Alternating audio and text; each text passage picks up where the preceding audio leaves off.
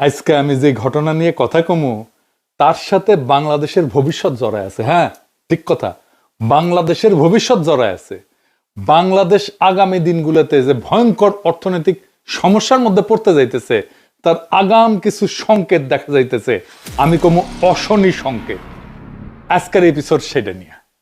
আমরা মনে করি দেশের রাজনীতি আমাদের ভাগ্য তৈরি করে, না শুধু দেশের ভেতরের ঘটনা না, আমাদের ভবিষ্যতের উপরে গভীর ছাপ ফেলতে পারে দেশের বাইরের ঘটনা। সেই দেশের বাইরের ঘটনা কি কি ঘটতেছে তাইলে?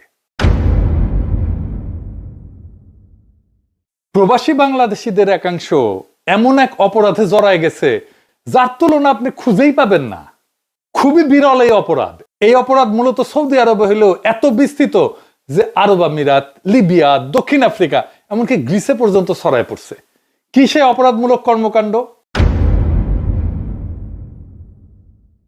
সৌদিতে থাকা প্রবাসীদের অপহরণ করতেছে সৌদি আরবে থাকা আরেক দল বাংলাদেশি। মানে প্রবাসীকে অপহরণ করতেছে প্রবাসীরাই, তারপর মুক্তিপণ আদায় করতেছে মোবাইল ব্যাংকিং দিয়া বাংলাদেশে 1 লাখ থেকে 10 লাখ টাকা। এর পাশাপাশি ছিনতাই তো আছেই, মানে বাংলাদেশি ছিনতাই করতেছে বাংলাদেশিকেই। আমি অনেক খুঁজে একটাই নিউজ পেয়েছি এই ধরনের। চীনেরা নিজেদের এক ইনভেস্টরকে অপহরণ করে 20 মিলিয়ন দিরহাম মুক্তিপণ দাবি করছিল। মানে বাংলাদেশের এই অপরাধ ইউনিক। সৌদি আরব আমাদের টপ রেমিটেন্সের সোর্স, সেইখানে এমন অপরাধ হইতে থাকলে সৌদি আরব আমাদের লোক নিবে? আর নিবে না তো, বন্ধ করে দিবে আস্তে আস্তে। তাইলে বাংলাদেশের সবচেয়ে বড় শ্রম বাজার ধ্বংস হয়ে গেলে বাংলাদেশের অর্থনীতির কি হবে? রেমিটেন্সের টাকায় তো বাংলাদেশ টিকে আছে। সৌদিতে সরকারি হিসাবে 30 লক্ষ বাংলাদেশি থাকে, আর বেসরকারি হিসাবে তা 35 লক্ষ। আর কোথায় কোথায় এরকম অপরাধে জড়ায় পড়তেছে প্রবাসী বাংলাদেশিরা, আসেন সেটা একটু দেখে নি। এখানে বলা হয়েছে যে 2 প্রবাসী বাংলাদেশি একজন বাংলাদেশিকে শারজাতে অপহরণ করিয়া 5,000 দিরহাম মুক্তিপণ দাবি করছিল। আবার দক্ষিণ আফ্রিকায় প্রবাসী বাংলাদেশিরা বাংলাদেশিদেরকে অপহরণ করছে। ঢাকা ট্রিবিউনের 2017 সালের একটা রিপোর্ট অনুসারে বাংলাদেশি অপহরণ চক্র শুধু বাংলাদেশে না, দক্ষিণ আফ্রিকা, লিবিয়া, ইরান, সৌদি আরব, মালয়েশিয়া, এই সমস্ত দেশেই নিজেদের দেশের শ্রমিকদেরকে অপহরণ করে মুক্তিপণ আদায় করছে। গ্রিক পুলিশ এক বাংলাদেশিকে নিজেদেরই দেশের 7 জন বাংলাদেশিদের হাত থেকে উদ্ধার করছে। এই 7 জন ওই বাংলাদেশি পরিবারের কাছ থেকে 2 লক্ষ ইউরো মুক্তিপণ দাবি করছিল। 2 লক্ষ ইউরো মানে কত জানেন? প্রায় 2.5 কোটি টাকা। আবার দেখেন লিবিয়ায় অপহৃত বাংলাদেশিদেরকে শেষ পর্যন্ত বাংলাদেশের আর এক চক্রের হাতে, অপরাধী চক্রের হাতে তুলে দিছিল। মানে প্রথমে লিবিয়ান স্মাগলাররা অপহরণ করছে, পরে বাংলাদেশি স্মাগলারদের হাতে তুলে দিছে, মুক্তিপণ চক্রের হাতে তুলে দিছে। গত 8 মাসে সৌদি আরবে প্রবাসী বাংলাদেশি অপহরণের শিকার হয়েছে প্রায় 100-র বেশি। এর মধ্যে হত্যাকাণ্ডের শিকার হয়েছে 3 জন, মারা গেছে। সেই ক্রিমিনালদেরকে আশ্রয় প্রশ্রয় দিচ্ছে, শেল্টার দিচ্ছে সৌদি প্রবাসী সামাজিকভাবে প্রতিষ্ঠিত ধনাঢ্য বাংলাদেশিরা। আমি বিষয়টা নিয়ে সরকারের উচ্চ পর্যায়ে কথা বলছি, আসিফ নজরুলের সাথে কথা বলছি, আমাদের দূতাবাসেও কথা বলছি, রাষ্ট্রদূতের সাথে কথা বলছি। সরকার এটা তো অবহিত, কাজ করতেছেন, কিন্তু অপহরণ থামতেছে না। কয়েকজনকে গ্রেপ্তার করা হয়েছিল, কিন্তু ভিকটিমকে ভয় দেখায় চুপ করাই দিছে এমন প্রভাবশালী এরা। তারা কেউ সাক্ষ্যও দিতে আসে না, তাই ছাড়া পেয়ে যাইতেছে। আমি কিছু নামধাম জোগাড় করছি, সেগুলো যাচাই করতে সময় লাগবে। কিছু ভয়াবহ ক্লিপ পাইছি কিভাবে প্রবাসীদের ধরে এনে নির্যাতন করে, তারপরে ফেলায় রেখে যায়। এরা অপহরণের পরে বাংলাদেশে প্রবাসীদের আত্মীয় স্বজনদেরকে ফোন দেয়, মুক্তিপণের টাকা চায়, বিকাশে আবার সেই টাকা পেলে তারপরে ছেড়ে দেয়।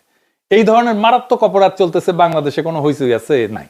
এটা শুরু হয়েছে 7 বছর আগে, মানে ধরেন 2018 সালের দিকে।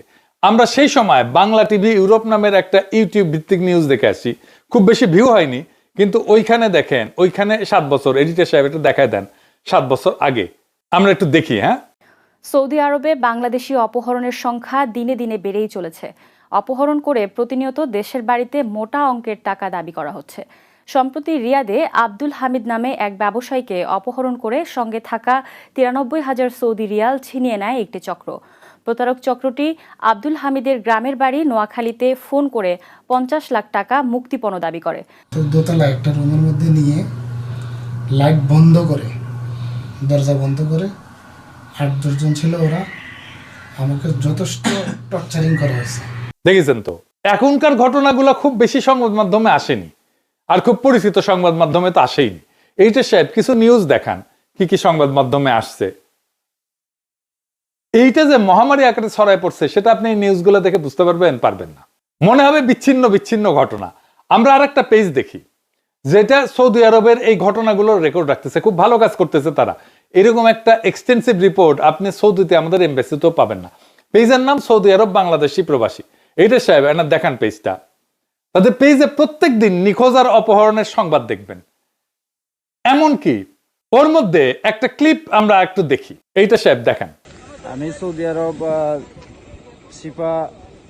শিপা থেকে বলতেছি। একটু আগে যে 10 মিনিট আগে আমাদের বিলাসামন থেকে আমাদের রুমের একজনকে দইরা 2-4 জন দইরা গাড়ি নিয়ে আইসা তার আকামা মোবাইল টাকা পয়সা সব নিয়ে গেছে। এই যে আমরা সবাই গাড়ি নিয়ে ওদের তারা দিছিলাম কিন্তু ধরতে পারি নাই। ইনশাল্লাহ গাড়ি নাম্বারটা আমরা রাখতে পারছি। আচ্ছা ভাই বলেন তো কি হয়েছিল আপনার সাথে? ভাই আমি বাকালাতে আওয়াজ আছি। হ্যাঁ আমি এমনি এমনি ওরা গাড়ি এমনি ঘুরিয়ে আসে।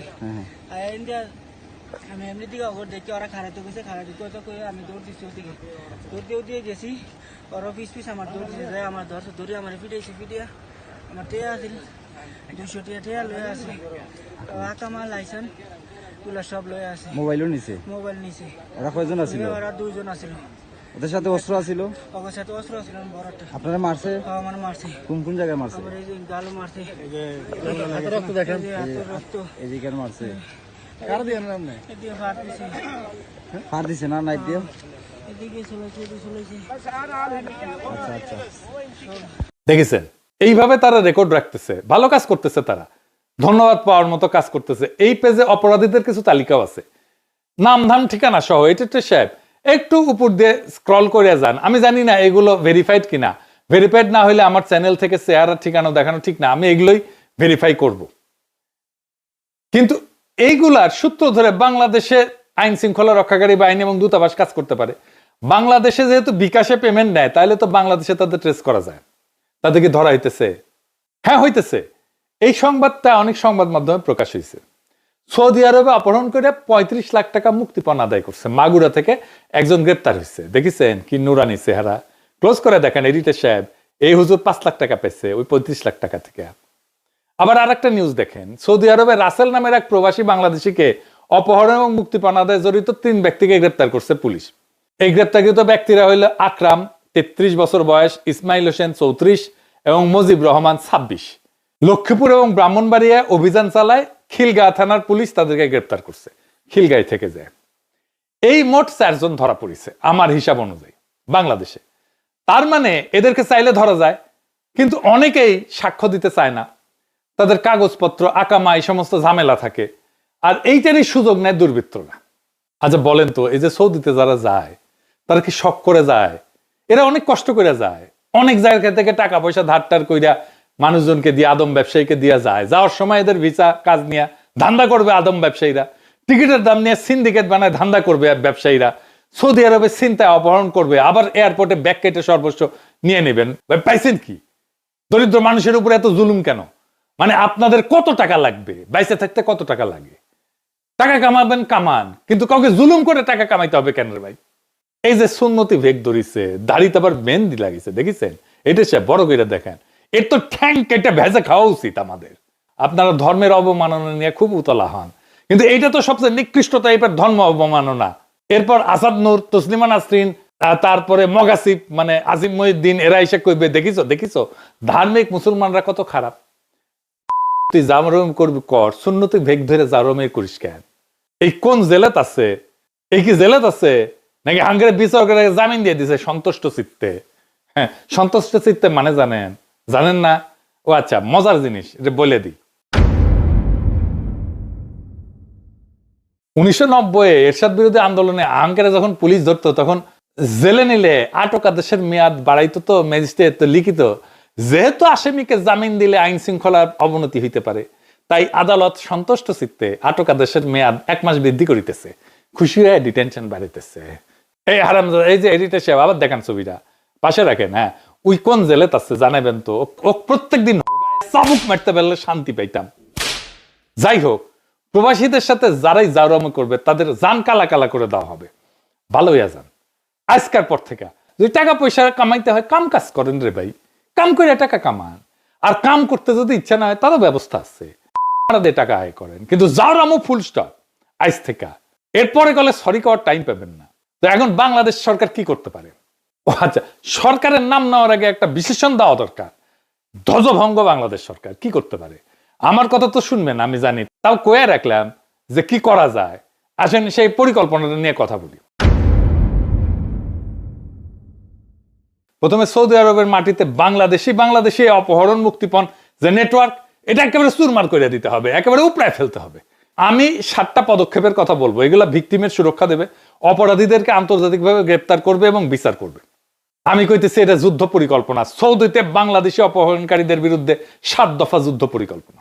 কি কি 7 দফা আমি ব্যাখ্যা করবো, আগে শুনে রাখি। প্রথমত, যৌথ তদন্ত টিম বাংলাদেশি এবং সৌদি আরবে। 2 নাম্বার, দূতাবাসে গোপন অভিযোগ লাইন। 3 নাম্বার, প্রত্যেকদিন অপহরণের রিপোর্ট, মাসে রিপোর্ট।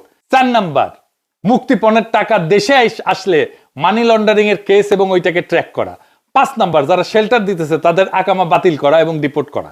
6 নাম্বার, ভিকটিমের নিরাপত্তা এবং গোপন সাক্ষ্য নিশ্চিত করা। 7 নাম্বার, সরকারি ঘোষিত লক্ষ্য হচ্ছে 6 মাসে অপহরণ শূন্যে নামায় আনতে হবে।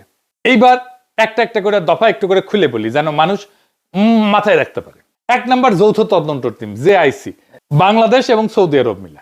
এটাই হইতেছে পুরা প্ল্যানের হৃৎপিণ্ড। নাম ধরা যাক Bangladesh Saudi joint investigation cell বা জেআইসি। এই জেআইসি তে কারা থাকবে?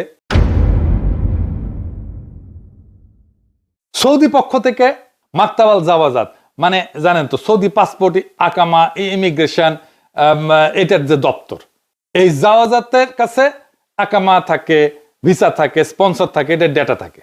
আর কি মাবাহিস, এটা সৌদি আভ্যন্তরীণ গোয়েন্দা এবং সন্ত্রাস বিরোধী সংস্থা, ইন্টারনাল সিকিউরিটি ইন্টেলিজেন্স। এদের কাছে চাঁদাবাজি, অপহরণ এগুলোর মামলা হাতে থাকে। বাংলাদেশের পক্ষ থেকে সিআইডি বলেন বা এসবি বলেন, তদন্ত কর্মকর্তা 2-3 জন, দূতাবাসের নিরাপত্তা, আইন কর্মকর্তা, ডেটা অ্যানালিস্ট, ভাষা জানা কেউ, এইটা মিলে ধরেন 8-10 জনের একটা স্পেশালাইজ টিম আমি নিজেই সিলেক্ট করে দিতে পারবো, যদি পুলিশ আমার কাছে নাম জানতে চায়। এই হাসিনা পড়ার পর থেকে অনেক চৌকস, অনেক মেধাবী কর্মঠ পুলিশ অফিসারের সাথে পরিচয় হয়েছে। 10 জনের একটা চৌকস টিম পাঠাইলে জান কালা কালা করে দিতে পারবে ওইখানে, আর পুরা নেটওয়ার্ক ভেঙে চুরমার করে দিতে পারবে। বেশি লোক লাগবে না, লাগলে কয়ের নাম দিয়ে দেব। এরা কাউকে গ্রেপ্তার করবে না, মারধর করবে না, তারা তদন্ত করবে, তথ্য শেয়ার করবে। তো জেআইসি কিভাবে কাজ করবে, খুব সিম্পল ভাষায় বলি, যে কেউ অপহৃত হইলে বা গুম হইলে তারা আত্মীয়, বন্ধু, দূতাবাসে গোপন লাইনে খবর দিবে। জিআইসি সেই কেসটাকে নেবে, সৌদির মধ্যে যা যা দেখবে, কোথায় অপহরণ, কারা সন্দেহভাজন, কি ফোন নাম্বার ইউজ করা হয়েছে, কোনো ভিডিও আছে কিনা, আর বাংলাদেশের দিক থেকে কার কাছে টাকা যাচ্ছে, কোন হুন্ডি চ্যানেলে টাকা যাচ্ছে, কোন চ্যানেল ইউজ করে টাকা যাচ্ছে, দেশে কারা জড়িত, এটা বের করবে। সৌদি পুলিশের সাথে বৈশা আমাদের পুলিশেরা তদন্ত কমিটির তথ্যগুলো মিলায় সৌদি পুলিশকে টার্গেট দেবে যে এই লোক, এই নাম্বার, এই ঠিকানায় অপহরণকারী থাকতে পারে। সৌদি পুলিশ গ্রেপ্তার করবে, জেআইসি শুধু পাশে থেকে সহায়তা দিবে। এরপরে বাংলাদেশের সিআইডি সেই ডেটা নিয়ে দেশে থেকে সাপোর্ট নেটওয়ার্কের বিরুদ্ধে মামলা করবে। মানে অপরাধীকে এখন থেকে 2 দিক দিয়ে ধরা হবে, সৌদিতেও আইন দিয়া, দেশেও আইন দিয়া। 2 নাম্বার, দূতাবাসে গোপন অভিযোগ লাইন খুলতে হবে। অপহরণকারীদের সবচেয়ে বড় শক্তি কি জানেন? ভিকটিম কথা বলে না, সে ভয় পায় যে তার একামা চলে যাবে, কোম্পানি ঝামেলা করবে, কফিল ঝামেলা করবে, অপহরণকারীরা আবার এসে ধরবে, তাই অভিযোগও করে না, সাক্ষ্য দেয় না। এই জায়গাটাও ভাঙতে হবে। কি করা যায়? দূতাবাস একটা গোপন নাম্বার দেবে, সেটা হোক imo number, signal number, Telegram, যেটা যেটা ওইখানে চলে আর কি, এনক্রিপ্টেড, যেখানে কেউ চাইলেই নিজের নাম না বললেও লোকেশন, সময়, ভয়েস মেসেজ এগুলো পাঠাইতে পারে, ছবি পাঠাইতে পারে, ভিডিও পাঠাইতে পারে। এই তথ্য জেআইসি আর সৌদি পুলিশের হাতে যাবে। ভিকটিমের নাম বা যে তথ্য দিতেছে তার নাম গোপন থাকবে, কিন্তু অপহরণকারীর ঠিকানা, বাড়ির নাম্বার, গাড়ির নাম্বার, তার শেল্টার কে দিচ্ছে, কোন বাসায় থাকে, কোথায় থাকে, এই তথ্য চলে যাবে পুলিশের হাতে। 3 নাম্বার হইতেছে প্রতিদিন হিসাব, মাসের রিপোর্ট। এটা কিন্তু একটা মনস্তাত্ত্বিক যুদ্ধ অপহরণকারীদের সাথে। যা মাপা হয় তা নিয়ন্ত্রণ করা যায়, আপনি যেটা মাপেন না সেটা নিয়ন্ত্রণ করতে পারবেন না। এখন তো কোনো হিসাবই নাই, কতজন অপহরণ হয়েছে কইতে পারবে আমাদের দূতাবাস? কইতে পারবে না। সরকার কইতে পারবে? কইতে পারবে না। কতজন উদ্ধার হয়েছে কইতে পারবে? কইতে পারবে না। এমন কোনো হিসাবই নাই। তাই অপহরণকারীরা ভাবে যে আমাদের কাজ কাম আকাম কেউ গুনেই না, ধরেই না, আমাদের কেউ ধরবে না। এটার সমাধান কি? দূতাবাস প্রত্যেক দিন একটা করে ইনসিডেন্ট লগ রাখবে। আজ কতজন অপহৃত হইলো, কতজন রেস্কিউ পাইলো, সৌদি পুলিশ কতজনকে গ্রেপ্তার করলো, কোন এলাকায় বেশি ঘটনা ঘটতেছে। মাস শেষে একটা সংক্ষিপ্ত রিপোর্ট হবে। ধরা যাক এই মাসে 12টা অপহরণ হয়েছে, তার মধ্যে 8টা 8 জনকে রেস্কিউ করা হয়েছে, উদ্ধার করা হয়েছে। 4টা কেস এখনো তদন্তাধীন আছে, 6 জনকে গ্রেপ্তার করা হয়েছে, 3টা কেস মানি লন্ডারিং হিসেবে বাংলাদেশে গেছে, বাংলাদেশে ধরা হয়েছে 2 জনকে, ইত্যাদি ইত্যাদি। পাবলিককে জানাবে যে দেখেন এই মাসে এতগুলো কেস ছিল, আমরা এতটুকু করতে পারছি। অপরাধীরা জানবে প্রত্যেকটা কাজ, প্রত্যেকটা নাম এখন কাগজে উঠতেছে। 4 নাম্বার, মুক্তিপণের টাকা দেশে আসলে মানি লন্ডারিং এর কেস, এটাই আমাদের হাতে সবচেয়ে বড় লাঠি। সৌদিতে অপহরণ হয় কিন্তু টাকা আসে বাংলাদেশে, হুন্ডির মাধ্যমে, অ্যাকাউন্টের মাধ্যমে, বিকাশে, নগদে, নানাভাবে। বাংলাদেশের আইন বলে অপরাধ থেকে যে টাকা আসে সেটা যদি দেশে আসে এবং কেউ নেয়, সে মানি লন্ডারিং এর অপরাধী। তো এটা নিয়ে কি করতে হবে, জেআইসি থেকে যে তথ্য পাওয়া যাবে সেটা নিয়ে কোন নাম্বারে টাকা গেছে, কার মাধ্যমে গেছে, Bangladesh bank, CID, money laundering unit ওইসব অ্যাকাউন্ট হুন্ডি এজেন্টের উপরে কেস করবে, সম্পদ ফ্রিজ করবে।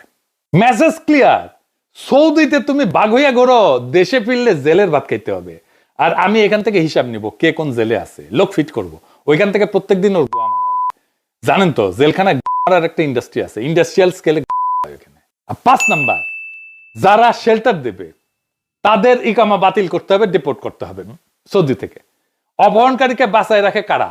কেউ গাড়ি দেয়, কেউ বাসা দেয়, কেউ টাকা লুকাইতে সাহায্য করে, কেউ কমিউনিটির নামে পুলিশকে ম্যানেজ করার চেষ্টা করে, কেউ টাকা পাঠানোর ব্যবস্থা করে, কেউ সাহস দেয়, আদালতে সাহায্য করে, ভিকটিমকে ভয় দেখায়। এরা যদি না থাকে তাহলে অপহরণকারীরা আর দাঁড়াতে পারবে না।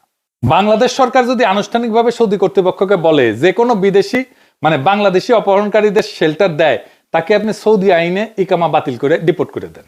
বাংলাদেশ দূতাবাস, জেআইসি আর সৌদি পুলিশ মিলে এদের তালিকা করবে। 1-2 জনের উপর এটা হইলে বাকি কমিউনিটি গডফাদার হাত পাত ঠান্ডা হয়ে যাবে, কাপড় নষ্ট করে ফেলবে। 6 নাম্বার, ভিকটিমের নিরাপত্তা এবং গোপন সাক্ষ্য।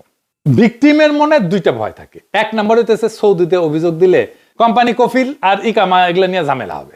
2 নাম্বার, দেশে ফিরলে উল্টা তাকে হয়রানি করবে, যেন ওই দোষী। এই ভয় ভাঙতে হবে।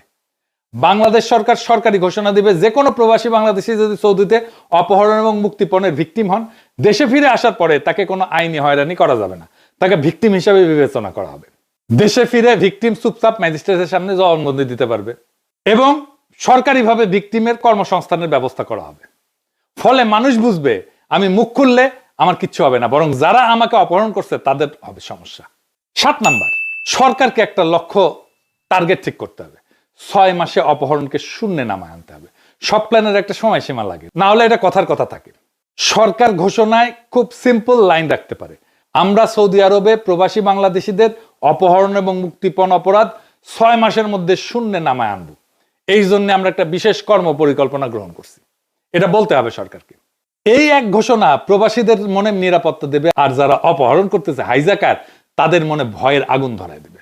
অপহরণ বন্ধ করতে আমাদের সৌদিতে যুদ্ধ করতে যাওয়ার দরকার নাই, দরকার বুদ্ধি, পরিকল্পনা আর রাজনৈতিক ইচ্ছা। 3টা জিনিস। বাংলাদেশ চাইলে আজই সৌদি সরকারের সাথে বৈশা এবং 7 দফা পরিকল্পনা নিয়ে কাজ শুরু করতে পারে। আমি প্রস্তাবটা ইউটিউবে দিলাম, কিন্তু সরকারকেও তো জানাইলাম। সরকার এটা দেখলে তো, আমরা দেখতে চাই সরকার কোন কাজ করতেছে। জানাবেন আপনারা কোন কাজ করতেছেন, যেন আমাদের শ্রমিকদের ঘামের সাথে অপহরণকারীদের জুলুমের শিকার হয়ে তার কান্নার পাশনিও মিশে না যায়। আমাদের প্রবাসী রেমিটেন্স যোদ্ধাদের সুরক্ষা দেওয়া আমাদের পবিত্র দায়িত্ব, নাগরিক কর্তব্য। আমরা এটা করে ছাড়বো ইনশাল্লাহ। ইনকিলাব জিন্দাবাদ।